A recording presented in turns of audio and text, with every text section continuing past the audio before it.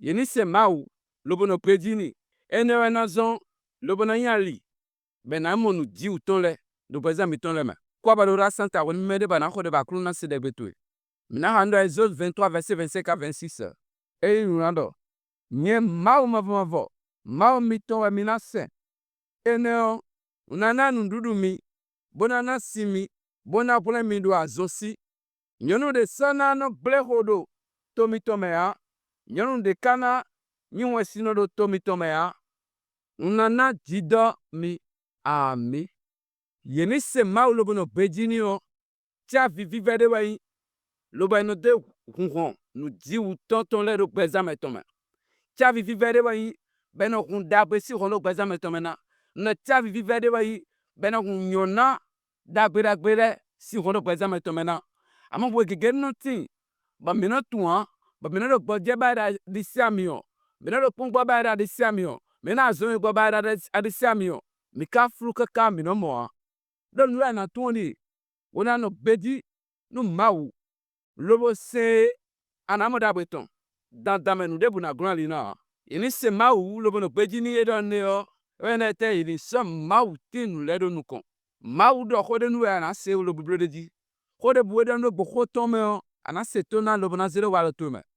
no bi ni da ni ya mi sa pon ya e ya mi sa wa ni de no beji lobo se mau wa ini se mau o an ze ga to me na to mau na venu ogu nu bi bele jije de tite ene ana simon da beton akpa bo don we do na wa tite me dandan de bu na do te ya amen ini se mau lobo no beji ni edo nde o wendo wonu nu le bi te sinwe wonu ali o ave unwe o ana pon gudo akana pon di si an pon mi o ana zenu kuturu mau bono do mau di o bo wona no mo ka so yibo no beji ni o ere suna khledo mi mau beji no to lumna de khledo bezan tu me mi na hode ana kuno gwala no mi no fuelo me o masi hu senwe do nu gbome bo nu re nye mere bi po masi hu senwe do jenu sin koma ana kuno gwala no mi ma zewe nu kon nu le biro bezan ti me ma ze de bwe nu jiro tuwe akuno mauti gwala no ma no beji nu le bo senwe si zan na ka so igbada ndebu de da de ka che si jituwe o ma le ko si jituwe o esi ni no me debu ka situation de bu na wa kuno ma lo nu ma ja ile me o do jelu sin koma akuno dara otuche nu ma do gan lobo senwe mono bejin we